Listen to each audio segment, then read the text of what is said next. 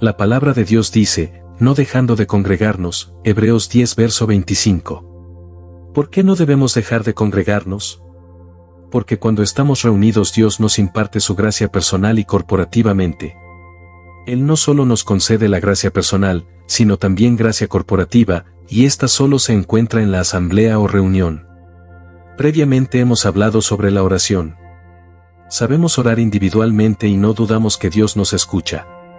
Sin embargo, hay otra clase de oración que a fin de recibir contestación tiene como principio que 2 o 3 se junten en el nombre del Señor.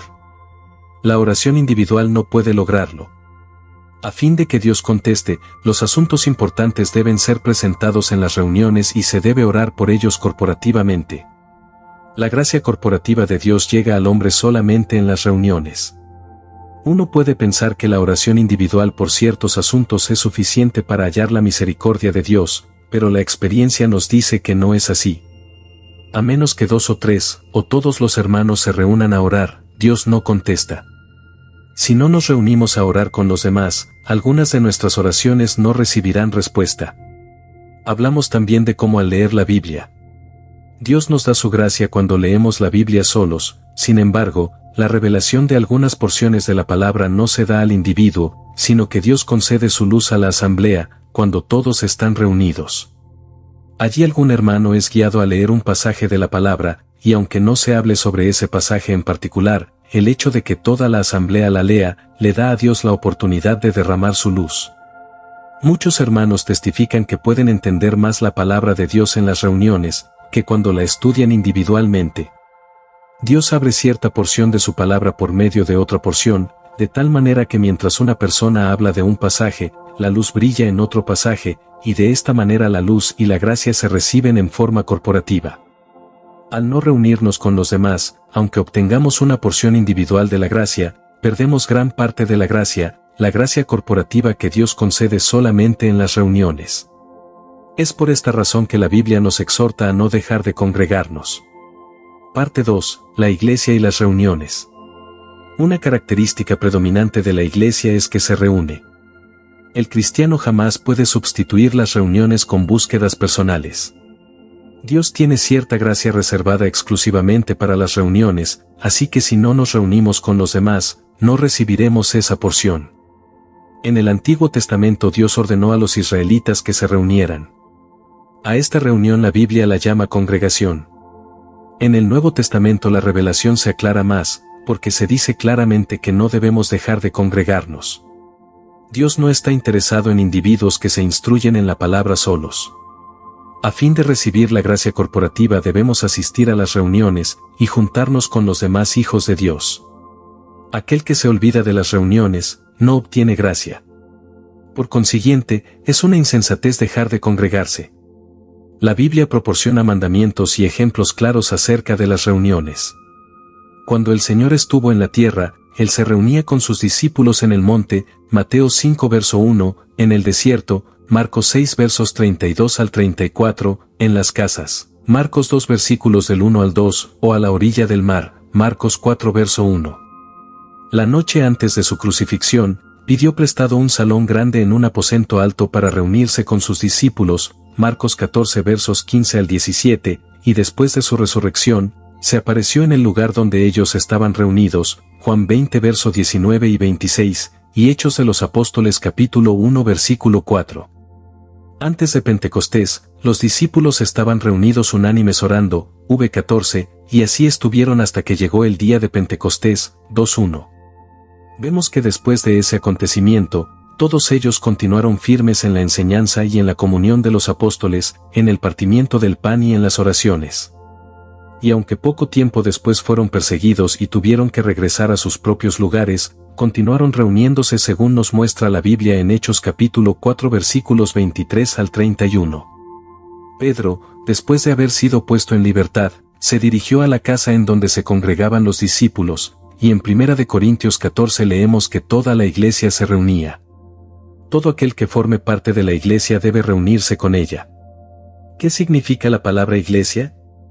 Iglesia es la traducción de la palabra griega eklesia. Ek significa salir y klesia significa congregarse o reunirse, o sea, la reunión de aquellos que han sido llamados a salir.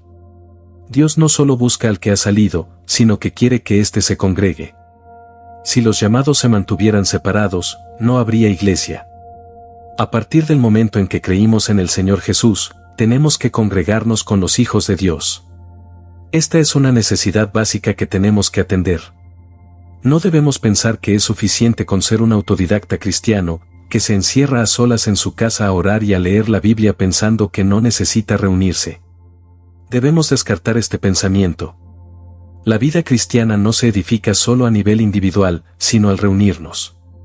Parte 3. Las funciones del cuerpo se manifiestan en las reuniones.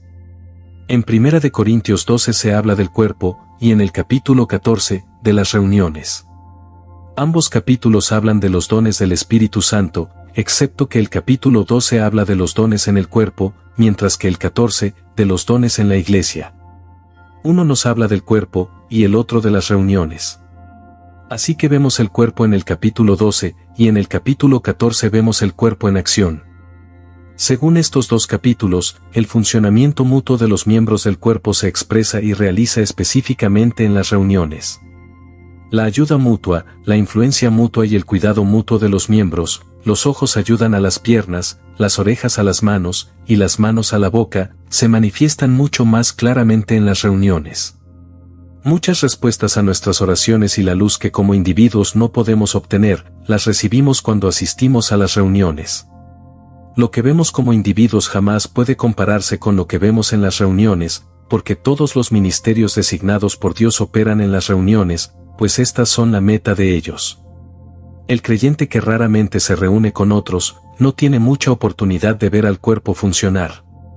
Además de ser el cuerpo de Cristo, la iglesia también es la morada de Dios. En el Antiguo Testamento la luz de Dios iluminaba el lugar santísimo. En el atrio estaba la luz del sol, y antes del velo, en el lugar santo, ardía el candelero que contenía aceite de oliva, pero en el lugar santísimo no había luz natural ni artificial, sino la luz de Dios. El lugar santísimo es la morada de Dios, y allí está su luz. Así que cuando la iglesia se congrega como morada de Dios, recibe su luz. Dios manifiesta su luz en la reunión de la iglesia. Como sucede esto, no nos damos cuenta, pero podemos decir que es el resultado del funcionamiento mutuo de los miembros, lo cual permite que la luz de Dios se exprese en el cuerpo. Dice Deuteronomio capítulo 32 versículo 30, ¿cómo podría perseguir uno a 1000, y dos hacer huir a 10,000, si su roca no los hubiese vendido, y Jehová no los hubiera entregado? Si uno persigue a 1000, ¿cómo pueden dos hacer huir a 10,000? Esto es extraño. Aunque no sabemos cómo sucede, es un hecho. Según el hombre, si uno puede perseguir a 1000, dos perseguirían a 2000. Pero Dios dice que dos pueden perseguir a 10,000, lo cual equivale a 8000 más. Dos individuos separados pueden perseguir a 2000, pero si estos dos se juntan, pueden perseguir a 10,000. Vemos aquí el funcionamiento unánime de los miembros, quienes juntos persiguen a 8000 más de los que perseguirían si lo hubieran hecho individualmente. Una persona que no conoce el cuerpo de Cristo, ni le interesa reunirse, perderá 8000. Por lo tanto, necesitamos aprender a recibir la gracia corporativa. No piense que la gracia personal es suficiente. Lo que caracteriza a los cristianos es que se reúnen. El creyente jamás puede sustituir las reuniones con sus búsquedas autodidácticas. Necesitamos ver y ser sobrios en esto. El Señor nos promete dos clases de presencia, según lo indicado en Mateo capítulo 28 y en Mateo capítulo 18. En Mateo 28 horas y 20 minutos el Señor dijo, «Yo estoy con vosotros todos los días, hasta la consumación del siglo». Esto se refiere a su presencia con los individuos, y en Mateo 18:20, «Porque donde están 2 o 3 congregados en mi nombre, allí estoy yo en medio de ellos», lo cual se refiere a su presencia en las reuniones. La presencia del Señor en el individuo y su presencia en las reuniones son dos asuntos diferentes. Algunos solo conocen la presencia del Señor con ellos como individuos, pero este conocimiento no es suficiente, porque la presencia más irresistible y poderosa se experimenta en las reuniones. Cuando estamos con todos los santos, podemos tocar esa presencia que como individuos no podríamos. Tenemos que aprender a reunirnos con los hermanos porque es en las reuniones donde experimentamos la presencia especial del Señor, la cual es una gran bendición. Cuando los hijos de Dios se juntan es natural que actúen en mutualidad. No sabemos cómo funciona esta mutualidad del cuerpo en las reuniones, pero sabemos que esto es un hecho. Cuando un hermano se pone de pie, podemos percibir la luz; si otro se levanta, sentimos la presencia del Señor; si alguien ora, tocamos a Dios; y si testifica, sentimos el suministro de vida. Es imposible explicar este fenómeno, porque va más allá de las palabras.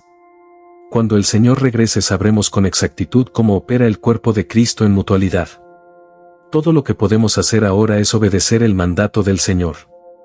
Posiblemente usted no haya dado importancia a las reuniones porque acaba de ser salvo, y desconoce lo que es la luz del cuerpo y lo que es la acción y eficacia del mismo. La experiencia nos dice que muchas lecciones espirituales solamente las podemos aprender en el cuerpo. Así que esperamos que el creyente aprenda a reunirse como es debido desde el comienzo de su vida cristiana. Parte 4. Un principio para reunirse. ¿Cómo debemos reunirnos? El primer principio en la Biblia sobre las reuniones es que todas las reuniones son conducidas en el nombre del Señor. En Mateo 18 versículo 20 dice, congregados en mi nombre, que también puede traducirse, congregados bajo mi nombre. ¿Qué significa congregarse bajo el nombre del Señor? Significa estar sujeto a su autoridad. El Señor es el centro y cada uno es atraído hacia Él. Las reuniones no tienen el fin de visitar hermanos que nos simpatizan, ni escuchar la prédica de alguien, sino el de estar congregados con todos los santos bajo el nombre del Señor. Si el motivo por el cual nos reunimos es escuchar una predicación, me temo que estaremos bajo el nombre del predicador y no bajo el nombre del Señor. Algunos hombres usan sus propios nombres para atraer a las personas, lo cual da por resultado que el pueblo se congrega en el nombre de ellos. Pero el mandato divino requiere que nos congreguemos bajo el nombre del Señor. Debemos congregarnos bajo el nombre del Señor porque Él no está con nosotros físicamente, Lucas 24 versos 5 al 6. El nombre está presente cuando la persona no está.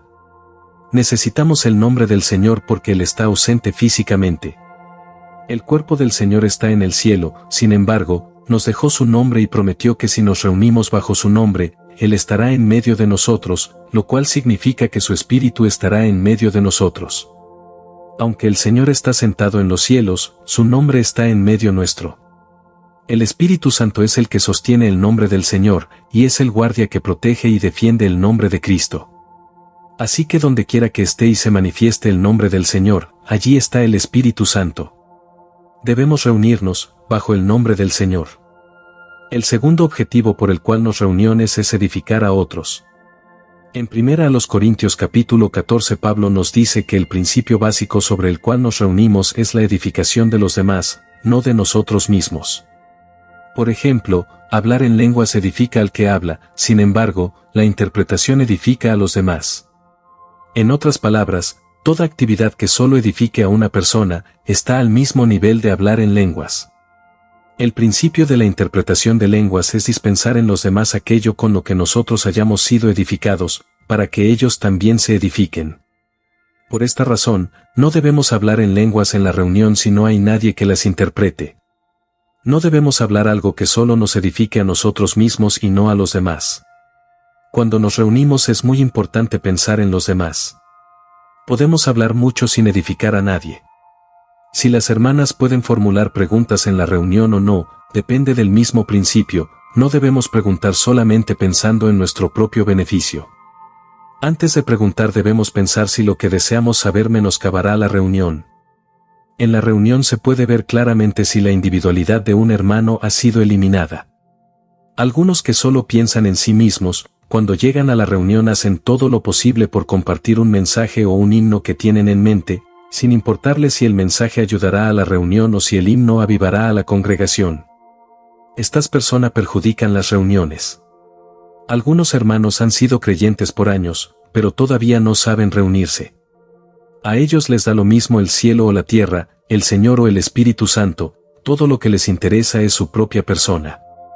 Piensan que con tal que ellos estén presentes, aunque no haya nadie más, esa es una reunión. Para ellos, en su arrogancia, el resto de los hermanos no existe. Cuando hablan en la reunión, no se detienen hasta quedar satisfechos, al final, los únicos que están contentos son ellos. Estas personas tienen un sentir que deben compartir, pero tan pronto abren la boca, los demás se ven obligados a recibir ese sentir y llevárselo a sus casas. A otros les gusta hacer oraciones largas hasta agotar a los demás. Cuando alguien rompe el principio de la reunión, toda la iglesia sufre. No debemos ofender al Espíritu Santo en las reuniones, porque si lo hacemos, perderemos todas las bendiciones. Si al congregarnos, nos interesamos por las necesidades y la edificación de los demás, honraremos al Espíritu Santo, quien hará la obra de edificación para que también nosotros seamos edificados. Cuando hablamos descuidadamente y no edificamos a otros, ofendemos al Espíritu Santo, y como consecuencia nuestras reuniones son en vano. Cuando nos reunimos, no debemos pensar en sacar algo de la reunión para nuestro propio beneficio. Si pensamos que lo que diremos beneficiará a otros, debemos hablar, pero si solo nos beneficiará a nosotros, debemos callar. Siempre que nos congreguemos, tengamos como principio cuidar de los demás. Por supuesto, no debemos estar callados todo el tiempo.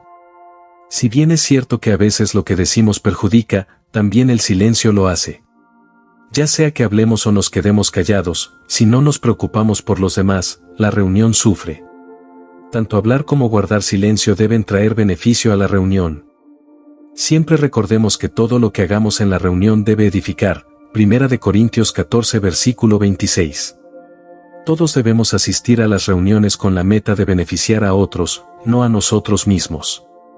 Jamás debemos hacer tropezar a los hermanos, ni con nuestras palabras ni con nuestro silencio. Debemos aprender a hablar con el propósito de edificar al cuerpo. Lo que hagamos tiene que edificar a otros. Si hacemos esto, al final nosotros mismos seremos edificados. Si no estamos seguros de que edificaremos a otros con lo que digamos, es mejor que lo consultemos con los hermanos que tienen más experiencia. Debemos ser humildes desde el principio, sin pensar que somos importantes. No pensemos que podemos cantar y predicar bien y que somos notables. Es preferible que no hagamos ningún juicio de nosotros mismos. Los hermanos que poseen madurez espiritual nos pueden indicar qué es lo apropiado. Hablemos si nos animan a hacerlo, y hablemos menos si es esto lo que nos recomiendan. Nuestras reuniones serán excelentes si cada uno de nosotros se humilla para aprender de los demás. Cuando esto sucede, los que llegan sienten que Dios está en medio de nosotros. Este es el resultado de la función del Espíritu Santo. Espero que pongamos atención a este asunto, porque si lo hacemos, nuestras reuniones glorificarán a Dios. Parte 5. En Cristo. Debo mencionar aquí otro asunto. Cada vez que nos reunamos y tengamos comunión en mutualidad, debemos recordar que somos uno en Cristo. Leamos algunos versículos. En 1 Corintios capítulo 12 verso 13 dice, porque en un solo espíritu fuimos todos bautizados en un solo cuerpo, sean judíos o griegos, sean esclavos o libres, y a todos se nos dio a beber de un mismo espíritu. La palabra sean indica que no hay distinción. El cuerpo de Cristo no tiene distinciones mundanas, porque en un solo espíritu todos fuimos bautizados en un solo cuerpo, y a todos se nos dio a beber de un mismo espíritu. En Gálatas capítulo 3 versículos 27 al 28 dice, porque todos los que habéis sido bautizados en Cristo, de Cristo estáis revestidos. No hay judío ni griego, esclavo ni libre, varón ni mujer, porque todos vosotros sois uno en Cristo Jesús. Fuimos bautizados en Cristo Jesús y también fuimos revestidos de Él, por tanto, no hay judío ni griego, esclavo ni libre, varón ni mujer, porque todos nosotros somos uno en Cristo. Leemos en Colosenses capítulo 3 versículos 10 al 11, y revestido del nuevo, el cual conforme a la imagen del que lo creó se va renovando hasta el conocimiento pleno, donde no hay griego ni judío, circuncisión ni incircuncisión, bárbaro, escita, esclavo ni libre, sino que Cristo es el todo, y en todos. Tanto Gálatas 3:28 como Colosenses 3:11 usan la expresión no hay.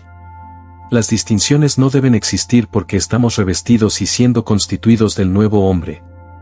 Este nuevo hombre fue creado según Dios, Efesios 4 verso 24, en el cual no hay griego ni judío, circuncisión ni incircuncisión, bárbaro ni escita, esclavo ni libre. Solamente Cristo es el todo y está en todos. Solo existe una entidad y todos debemos ser parte de ella.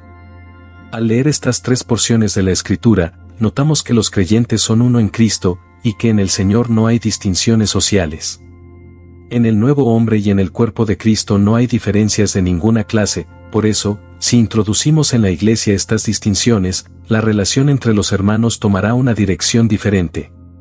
Hasta aquí hemos mencionado 5 distinciones: la distinción entre griego y judío, entre libre y esclavo, entre varón y mujer, entre bárbaro y escita y entre circunciso e incircunciso. Estudiemos las 2 distinciones que hay entre el griego y el judío. Estos provienen de 2 grupos étnicos y 2 países diferentes, sin embargo, en el cuerpo de Cristo, en Cristo y en el nuevo hombre, no hay ni judío ni griego. Los judíos no deben jactarse de ser descendientes de Abraham y pueblo escogido de Dios, ni deben despreciar a los extranjeros. Debemos darnos cuenta de que tanto los judíos como los griegos ya fueron hechos uno en Cristo, y en Él no hay fronteras. En el Señor todos somos hermanos. Los hijos de Dios no deben estar divididos en clases, porque el cuerpo de Cristo y el nuevo hombre son una sola entidad.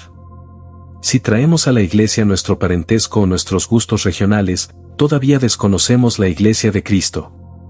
Estamos en la Iglesia, y en ella no hay distinción entre judío y griego. Para los judíos es difícil dejar esas distinciones, sin embargo, la Biblia dice que en Cristo no hay judío ni griego y que Cristo es todo y en todos. En la Iglesia solamente existe Cristo. Los judíos y los griegos también tienen otra distinción. Los judíos tienen celo por su religión, mientras que los griegos son intelectuales. Históricamente, cada vez que se habla de religión, uno piensa en los judíos, y si es de ciencia y filosofía, en los griegos. Esta es una diferencia de carácter. Sin embargo, no importa cuáles sean sus diferencias, tanto los judíos como los griegos pueden ser creyentes. Aquellos que tienen celo por la religión y aquellos que son intelectuales pueden ser creyentes, porque en Cristo no hay distinción entre judíos y griegos. Uno es sensible a la conciencia, y el otro a la razón y la deducción. ¿Son estos 2 diferentes? Según la carne, sin duda ambos tienen una actitud diferente, ya que uno actúa según los sentimientos y el otro según el intelecto, pero en Cristo no hay distinción entre judíos y griegos. Los que son amables, indiferentes o se dirigen por la intuición pueden ser creyentes. Cualquier persona puede llegar a creer. Al creer en el Señor, debemos dejar atrás nuestro antiguo temperamento, porque éste no pertenece a la Iglesia.